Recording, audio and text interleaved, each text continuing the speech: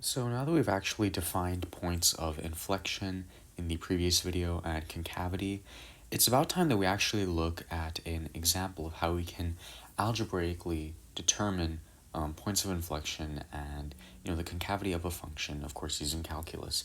So let me actually change colors. I don't know why I still have this green. Let me use this color. And so essentially what we're going to do is we're going to use these definitions over here of inflection points and of points at which we're concave up and points at which we're concave down in order to sort of analyze this function over here. And that's really the main purpose of these past two videos, just so we can learn how to analyze functions, their concavity, areas over, intervals over which they're increasing and decreasing, etc. So let's go ahead and actually do that. So we're just going to go ahead and try to determine the concavity and the points of inflection of this function over here. And so we're given this polynomial function, f of x equals x to the fourth plus 4x cubed minus 18x squared. And essentially what we're going to do is we're going to go ahead and try to determine, first of all, the points of inflection. And so in order to do that, we're obviously going to need to refer back to the definition of an inflection point, which is just a point at which the second derivative of our function is equal to 0 or is undefined. Another way to think about it is just a point at which the second derivative, or the point at which our function changes concavity, right?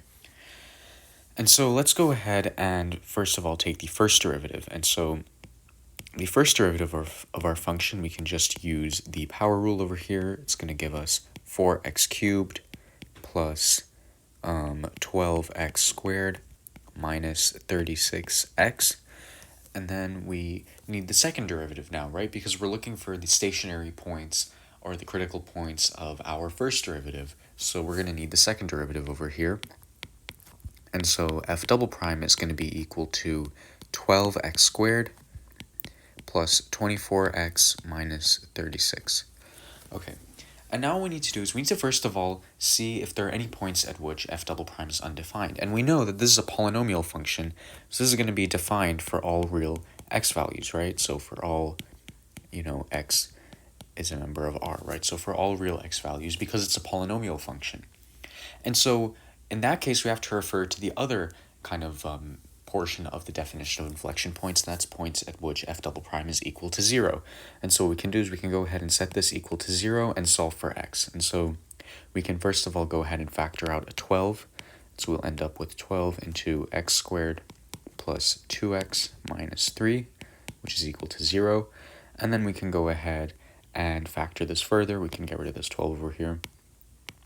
And we'll end up with x plus, this is going to be x plus 3 times x minus 1 is equal to 0, if I'm not mistaken, right? 3 times negative 1, 3 minus, okay, perfect.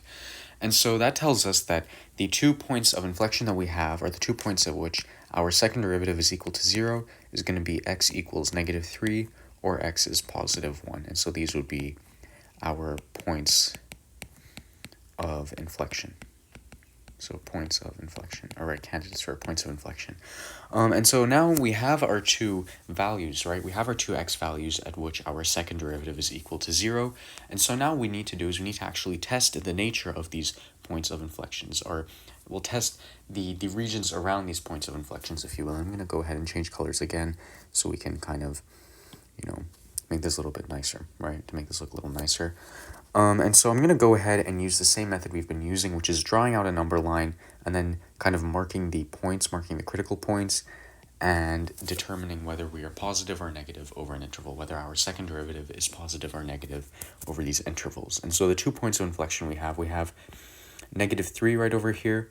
Let me actually move that a little bit, a little bit inward. So it's going to be negative 3. And then we have positive 1. So these are our 2 points of inflection.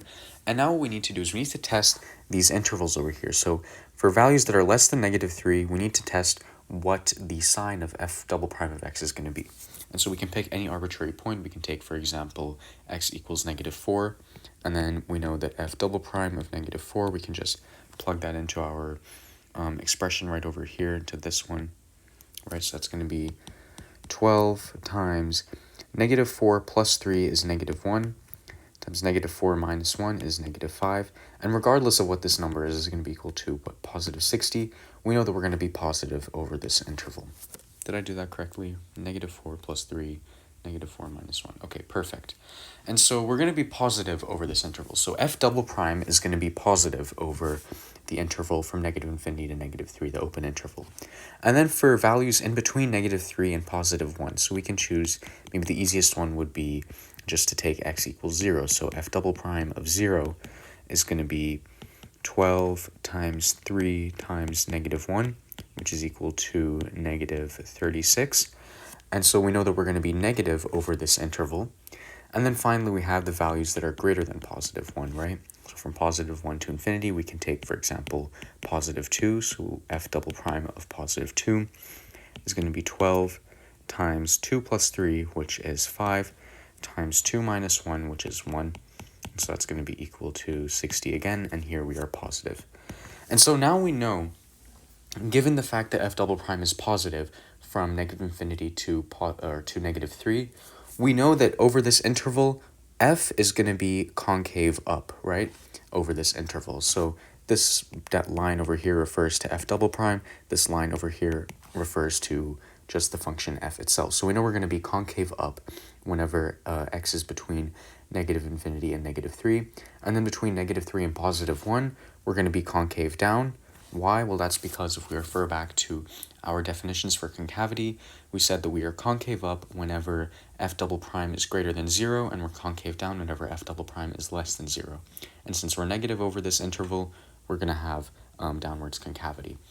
And then finally, from 1 to positive infinity, again, f double prime is positive, and so we know that we are going to be concave up, that f is going to be concave up. And so now we are able to determine the concavity and the points of inflection. And in the next video, we're going to take a look at something referred to as the second derivative test, which allows us to determine, kind of using certain conditions, whether an inflection point is allows us to use concavity to determine whether we have a maximum or a minimum at a particular point. And if you even want to think about it over here, we could also use the first derivative test on our function, right? Because we have the first derivative in order to determine what the global extrema for this function would be, or the local extrema as well for this function would be. But I'll leave that to you if you would like further practice. But the point is, we can essentially use the definition of concavity and of inflection points in order to determine, or in order to actually analyze a function and the intervals over which it is concave up and down.